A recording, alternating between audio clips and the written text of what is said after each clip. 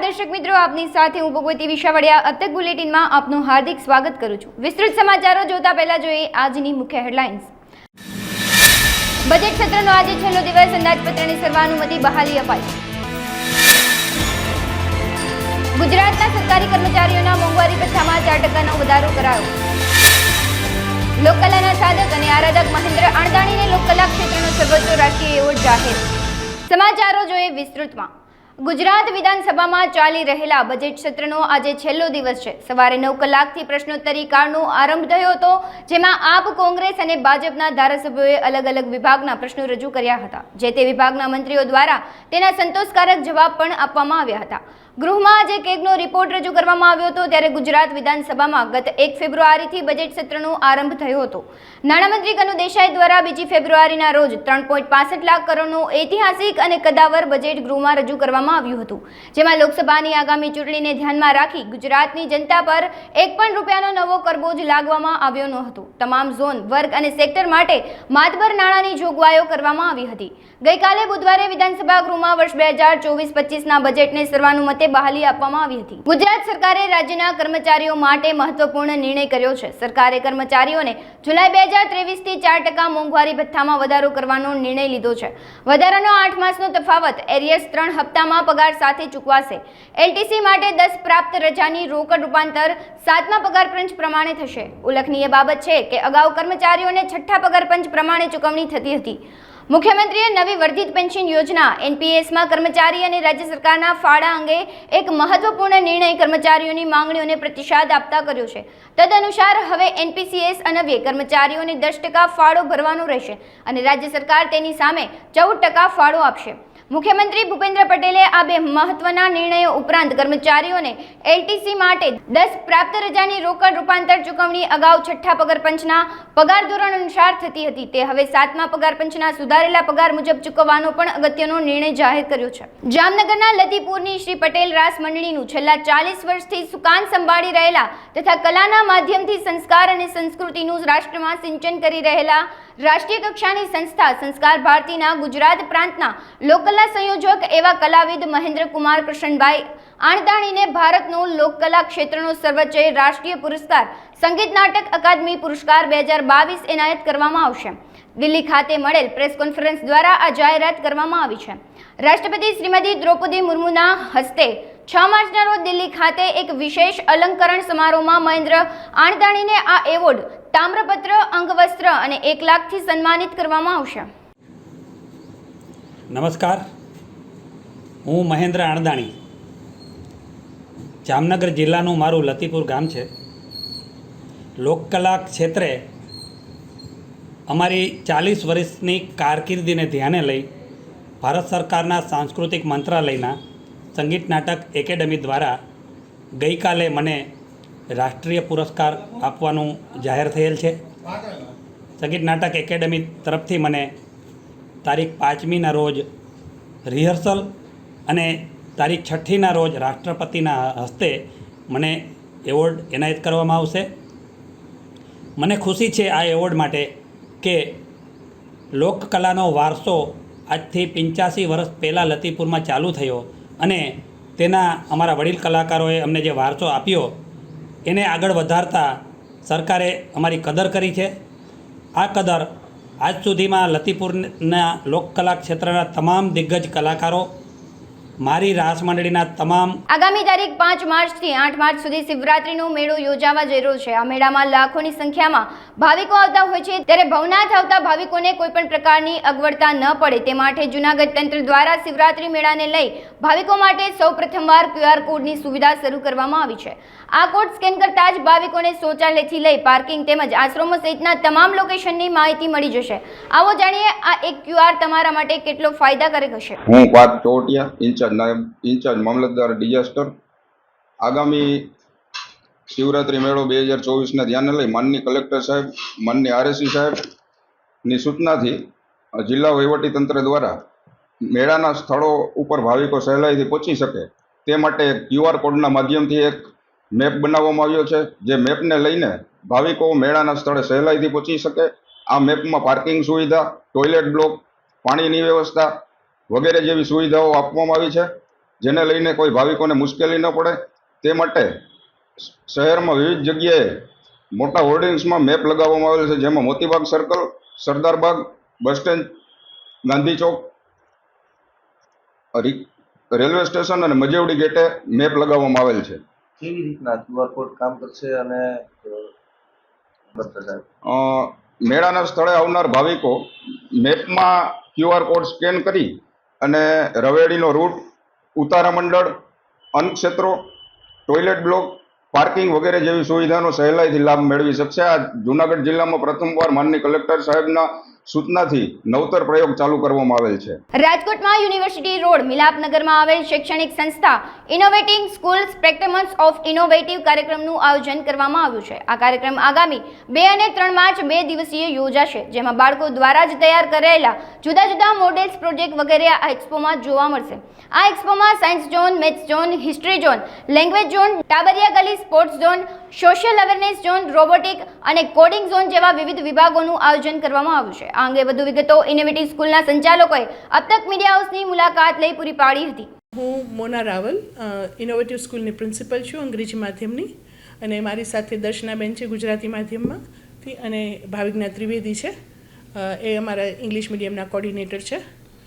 આ એક્સપો જે સ્પેક્ટ્રમ અમે કર્યું છે એ અમારી ઇનોવેટિવ સ્કૂલના અલગ અલગ વિભાગના જે કલર્સ છે, છોકરાઓનું જે વર્ક છે એ અમે દર્શાવીએ છીએ એના પ્રેઝન્ટેશન્સ, એના પ્રોજેક્ટ્સ દ્વારા.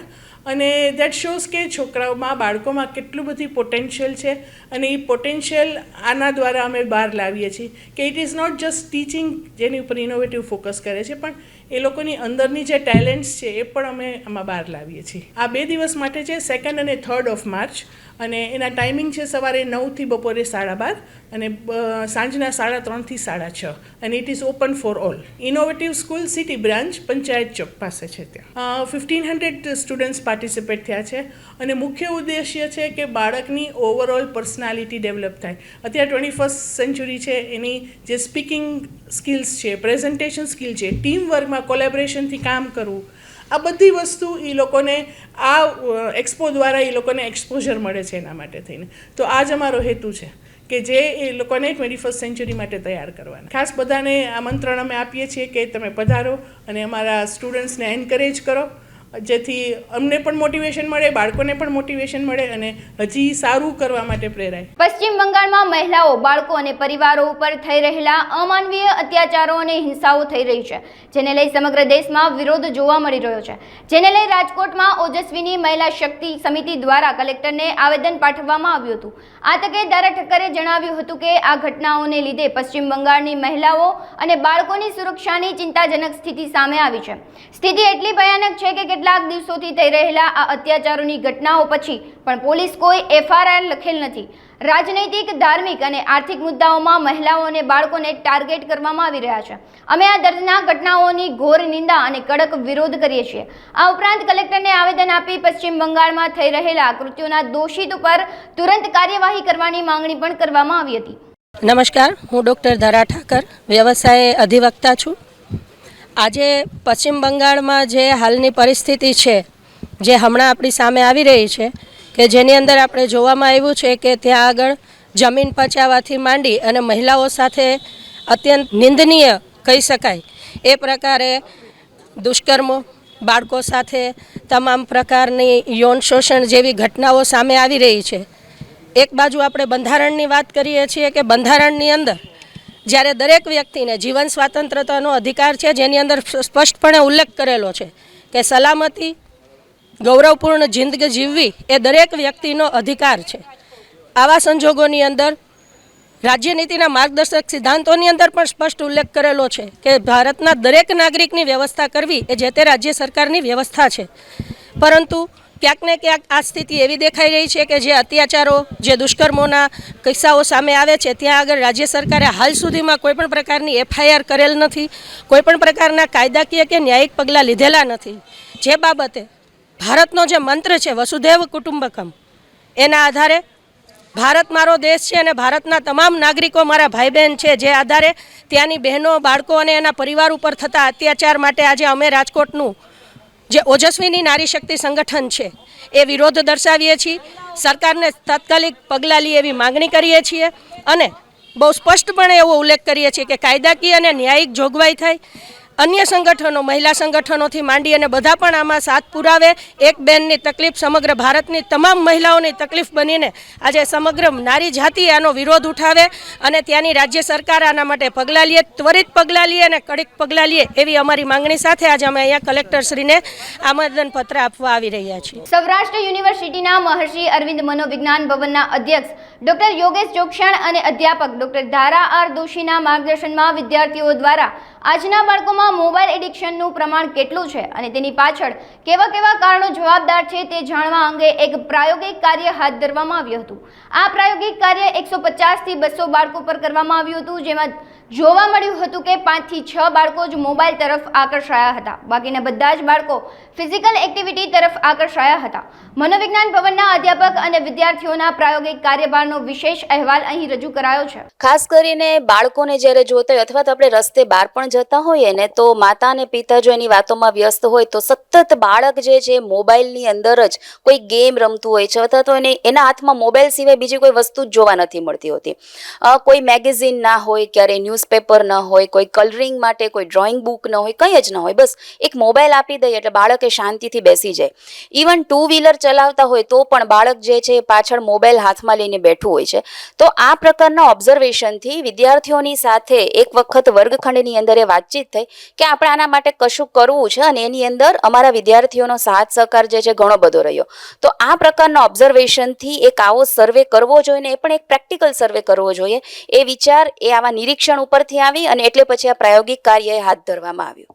તારા મેડમ, આપે કેટલા દિવસ સુધી આ સર્વે કર્યો? સર્વેની શરૂઆત કરી ત્યારે શું હતું? સર્વે બાદનું તારણ શું હતું?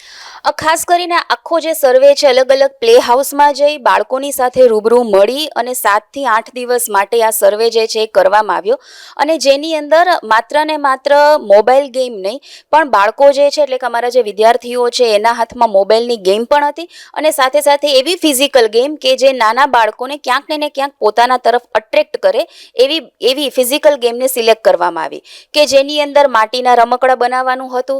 ખાસ કરીને પિરામિડ પઝલ જે છે એ હતું. નાના બાળકો એ રંગથી બહુ આકર્ષિત થતા હોય છે તો એક વ્હાઇટ બોર્ડ પણ અમે અમારી સાથે લઈને જતા અને અલગ અલગ પ્રકારની માર્કર્સ જે છે અને સ્કેચ પેન જે છે એ પણ અમારી સાથે રહેતી.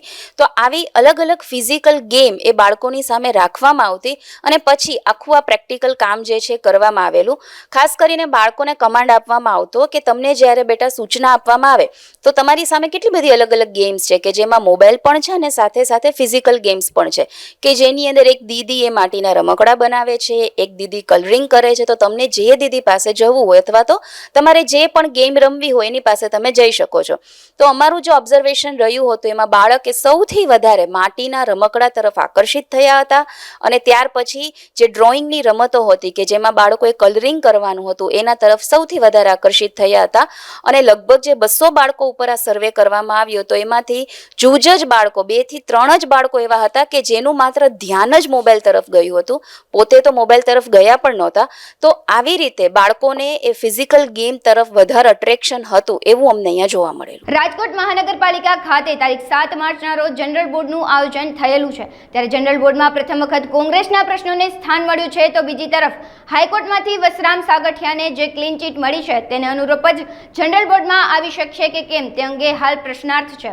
રાજકોટ મનપાના સત્તાધીશોનું માનવું છે કે હાઈકોર્ટ દ્વારા વસરામ સાગઠિયાને ક્લીન ચીટ મળી છે પરંતુ રાજ્ય ચૂંટણી આયોગ દ્વારા આ અંગે કોઈ લેખિત નિર્ણય આપવામાં આવ્યો નથી. તેથી જ્યાં સુધી નિર્ણય રાજ્ય ચૂંટણી પંચ દ્વારા સંભળાવવામાં અથવા તો આપવામાં નહીં આવે ત્યાં સુધી વસરામ સાગઠિયા જનરલ બોર્ડમાં બેસી શકશે નહીં.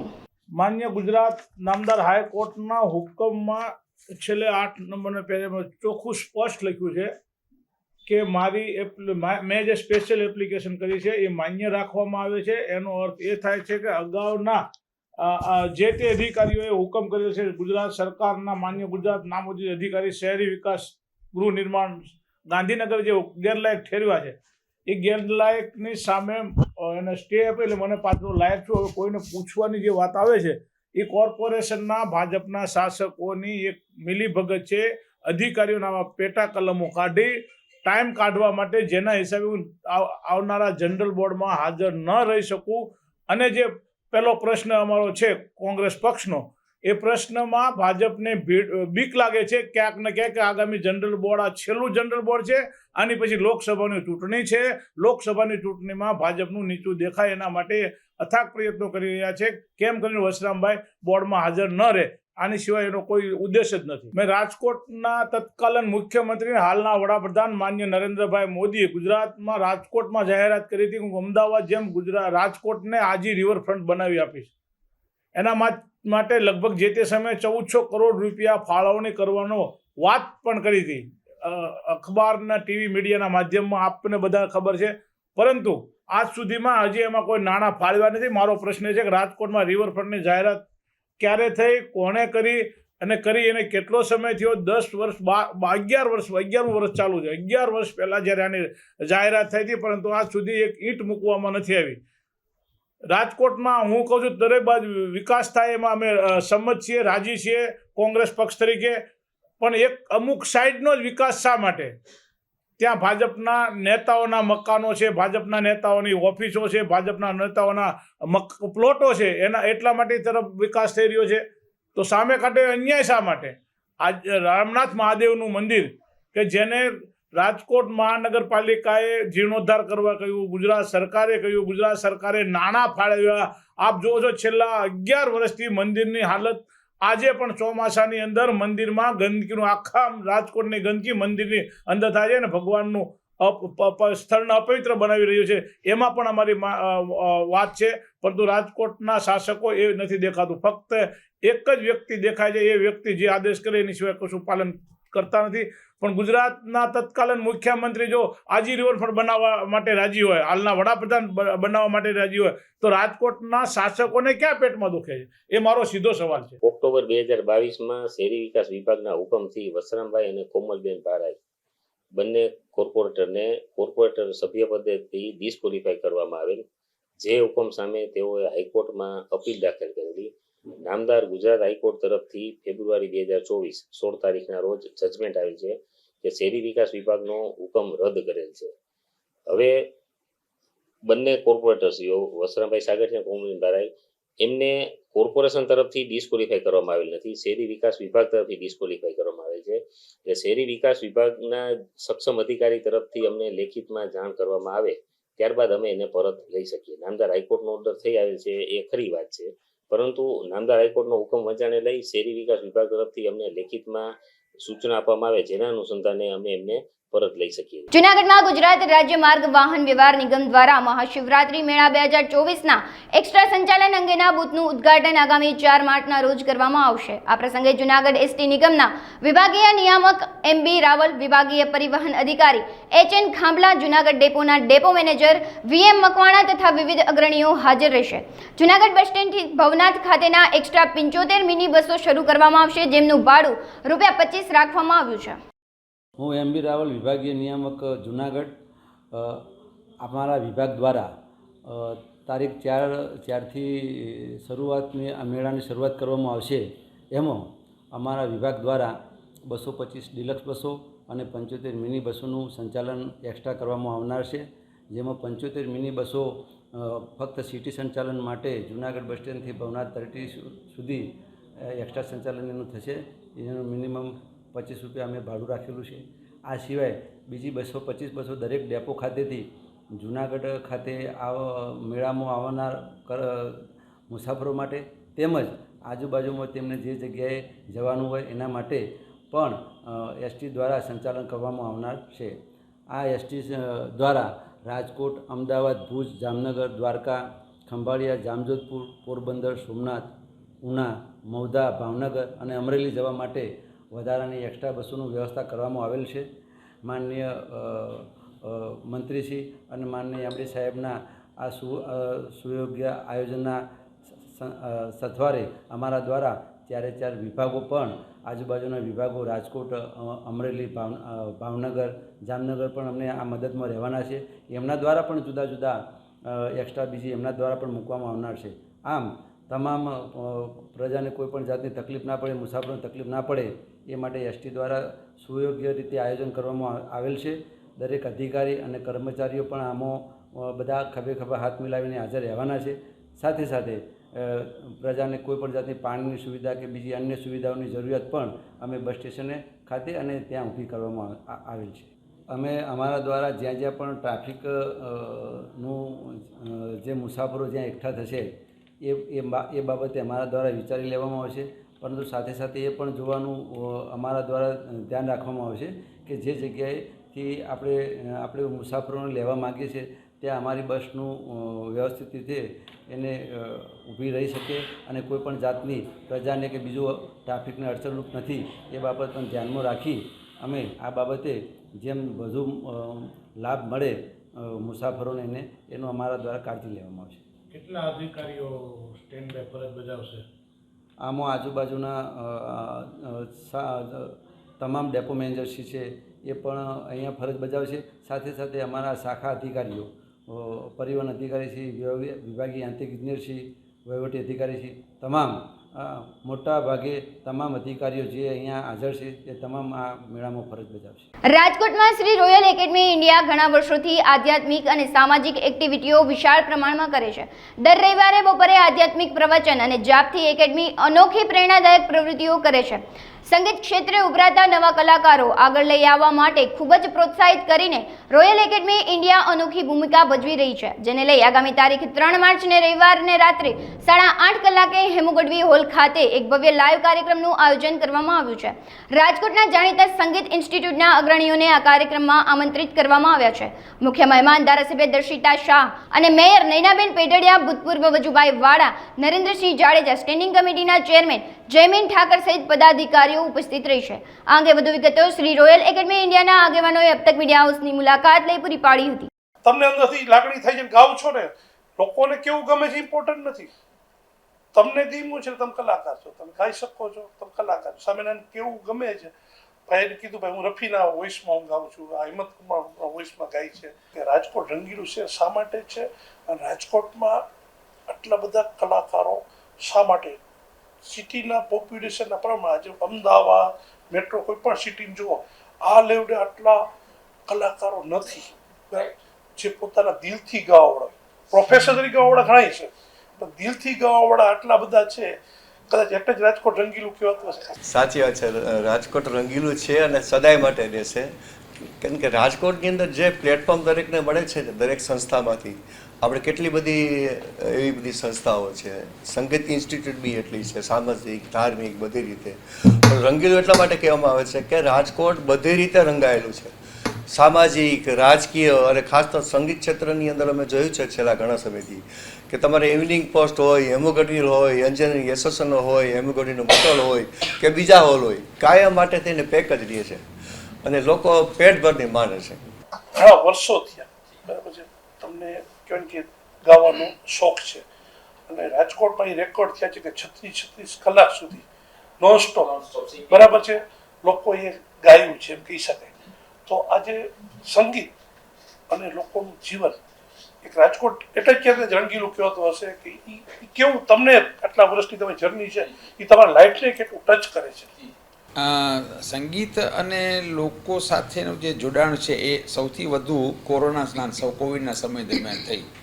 કારણ કે આપણે સૌ જાણીએ છીએ કે સંગીત એક મેડિટેશનનો રસ્તો છે ઈશ્વર સુધી પહોંચવાનો, અને જે સ્ટ્રેસ કે તણાવ ને ટેન્શન જે છે લાઈફમાં, એમાંથી ઘણા બધા અંશે સંગીતના કારણે લોકો એમાંથી બહાર આવી શકે છે. કોરોનાના કાળમાં જ્યારે એ બધી તકલીફો ઊભી થઈ, લોકડાઉન થયા, કોઈ પાસે કોઈ રસ્તા નહોતા મનોરંજનના સમય પસાર કરવાના, ત્યારે સંગીત એકમાત્ર એવું સાધન હતું, એક એવો ક્ષેત્ર હતું કે જેમાં લોકો ગયા. અને હાલમાં આપણે જેટલા ગાયકો, સંગીતકારો સમાજમાં જોઈએ છીએ, જેટલા પ્રમાણમાં શરૂ થયા બધા, એ મોટાભાગના કોરોના પછી શરૂ થયા. કારણ કે ત્યારે લોકો પાસે બીજો કોઈ રસ્તો નહોતો મનોરંજનનો કે સમય પસારનો. એટલે લોકોના, અને આપણે જાણીએ છીએ કે મ્યુઝિક થેરાપી, સંગીતની થેરાપી છે અમુક રોગમાં, સંગીતના રાગને છે એ બહુ કામ કરે છે, એ બહુ સર્વવિદિત વાત છે, સાબિત થયેલી મેડિકલમાં પણ સાબિત થયેલી વાત છે. સંગીતને કે કોઈ સીમાડા નથી હોતા, કોઈ ભાષા નથી હોતી, કે સંગીતની એકમાત્ર ભાષા હોય છે, કદાચ કોઈને શબ્દ સમજાય કે ન સમજાય, એ સીધી લોકોને કે લોકોના આત્માને ક્યાંક સ્પર્શી જાય. તો તમે પોતે રફીના વોઇસમાં ગાઓ છો. મોહમ્મદ રફીએ આપણા ભજનો એવા સરસ ગાયા છે, તો આપણે બધાને ગૌરવ થાય કે મુસ્લિમ થઈ અને આટલા સરસ આપણા ભજનો ગયા છે. તમને રફીએ ક્યાંથી પ્રેરણા આપી? રફીના વોઇસમાં ગાવાનું તમને પ્રેરણા ક્યાંથી મળી અને ક્યાંથી તમે રફીના અવાજથી શરૂ કર્યું? સાવ સાચી છે. રફી સાહેબ એટલે જેમ બધા જાણે છે ને કહે છે, સમાજ સ્વીકારે છે, લોકો સ્વીકારે છે કે એક ફરિશ્તા હતા, કે કદાચ ફરિશ્તાના લેવલના માણસ હતા. કોઈ સાથે ક્યારે કોઈ રાગદ્વેષ નહીં અને બધાને આનંદ જ આપવાની વાત, બધાને મદદરૂપ થવાની વાત. તો એમની જે બધાને મદદરૂપ થવાની વાત છે એ મેં મારા જીવનમાં ઉતારવા માટે મને એમ લાગ્યું કે રફી સાહેબ છે એ એક માત્ર એવો જરિયો છે, એક એવો રસ્તો છે કે જેના થકી જીવનમાં પણ આપણે પરિવર્તન લાવી શકીએ. એમના ગીતો દ્વારા અને એમના જે ઘણા બધા કિસ્સાઓ છે રફી સાહેબના, પણ એ મને એવું લાગ્યું કે લોકોના મનોરંજન માટે, આનંદ માટે અને એમની જે વર્સેટાલિટી રફી સાહેબની કે દરેક પ્રકારના ગીતો, ભજનો, જેમ આપણે કહ્યું ગઝલ છે, નાચ છે, ઘણું બધું ગાયું એમણે બધા પ્રકારના. આધ્યાત્મિક અને પૌરાણિક મહત્વ ધરાવતા પ્રસિદ્ધ મહાશિવરાત્રિના મેળાનો આગામી 5 માર્ચે વિધિવત રીતે પ્રારંભ થશે. ત્યારે મહાશિવરાત્રિના મેળામાં પધારતા ભાવિકોને પ્રતિબંધિત પ્લાસ્ટિકની ચીજવસ્તુઓ સાથે ન લાવવા જૂનાગઢ જિલ્લા વહીવટીતંત્ર દ્વારા અનુરોધ કરવામાં આવ્યો છે. કલેક્ટર અનિલ કુમાર રાણાવસિયા પર્યાવરણ અને પ્રકૃતિ માટે હાનિકારક પ્રતિબંધિત પ્લાસ્ટિકનો વપરાશ અટકે તે માટે સંબંધિત અધિકારીઓને જરૂરી દિશા નિર્દેશ આપવાની સાથે સમયાંતરે તેની સમીક્ષા કરી રહ્યા છે. કલેક્ટરે ખાસ મહાશિવરાત્રિના મેળામાં આવતા ભાવિકોને પણ પ્રતિબંધિત પ્લાસ્ટિકની ચીજવસ્તુઓ સાથે ન લાવવા અને તંત્રને જરૂરી સહયોગ આપવા અપીલ કરી છે. નમસ્કાર મિત્રો, હું નાનકરામ દેવચંદાણી, મીડિયા પ્રભારી, ભવનાથ વેપારી એસોસિએશન. આજે જે ગવર્મેન્ટે આ જે મનસ્વી જે નિર્ણય કર્યો છે કે ગિરનાર અને સાથે 17 જેટલા વિસ્તારોને ઇકો સેન્સિટિવ ઝોનમાં જે નાખેલું છે એ નિર્ણય છે એ તગલકી નિર્ણય છે અને પ્રેક્ટિકલી આ વસ્તુ પોસિબલ નથી. આપણે જોઈએ છીએ કે ગિરનારની અંદર આખા વર્ષ દરમિયાન અને મેળા પરિક્રમા દરમિયાન લાખો યાત્રિકો અહીંયા જાત્રા કરવા આવે છે, ગિરનારને શીશ નમાવવામાં આવે છે અને આ લોકોને પાણી અને બીજી જે ઇતર જરૂરિયાતો છે તે અત્યારે આપણે જોઈએ છીએ કે આખા વર્લ્ડની અંદર પ્લાસ્ટિકના પેકિંગની અંદર જ ઉપલબ્ધ છે. એટલે અહીં પણ જે વેપારી છે એની ઉપર નભે છે. ફક્ત વેપારી પણ નથી નભતા, પણ એની અંદર નોકરી કરતા લોકો પણ એના પરિવાર એની પર ગુજરાન કરે છે. તો ગવર્મેન્ટે જે આ નિર્ણય લીધો છે તગલકી, એને જો આ નિયમ લેવો હોય તો પહેલાં બધાને વિશ્વાસની અંદર લઈ અને પહેલાં એના ઓલ્ટરનેટ આપવા જોઈએ અને ઇકો ફ્રેન્ડલી જે ઓલ્ટરનેટ આપ્યા પછી બધાને વિશ્વાસમાં લીધા પછી આ નિર્ણય લેવો જોઈએ.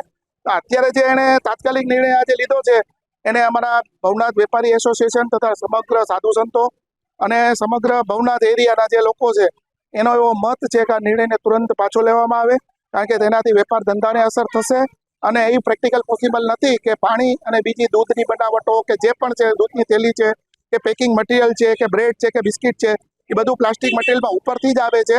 તો વેપારીને તો એ વેચવાની ફરજ જ પડે છે. જ્યાં સુધી તમે એનો ઓલ્ટરનેટ નહીં આપશો, એને તમે બતાવશો નહીં કંપનીઓની અંદર આ વસ્તુનું પ્રોડક્ટ.